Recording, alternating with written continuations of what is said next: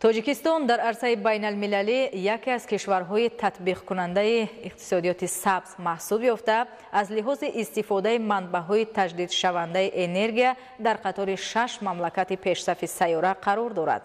در دوام سالهای 1998-2013 در شهر و ناحیه‌های منطقه رشت با استفاده از مبلغ‌های حکومت جمهوری تاجیکستان 21 نیروگاه برقی آبی خرد بنیاد کرده شده است.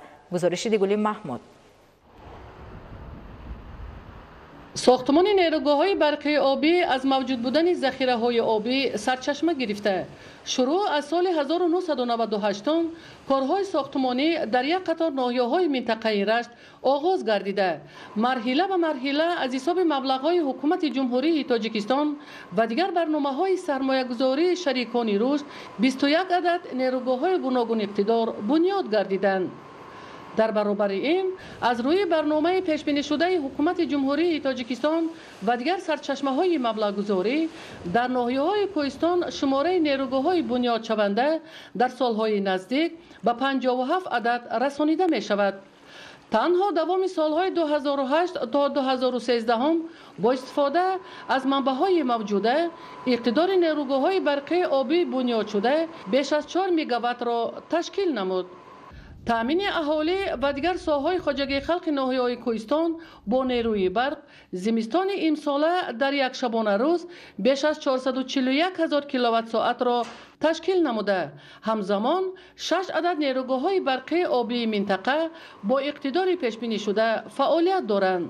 نیروگاه برقی آبی سنگیکر ناحیه رشت از جمله دستاوردهای استقلال انرژتیکی کشوری عزیزمان به شمار رفته.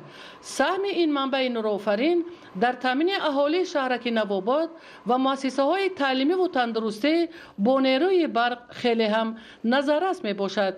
نیروگاه برقی آبی سنگیکر عین زمان وابسته با مجرای آب دریای سنگیکر با اقتدار 350-400 کیلووات معتدل کار کرده ایستادند. از ده اگریگات عبارت می باشد که هر یک اگریگات آن 500 کیلووات را در بر میگیرد.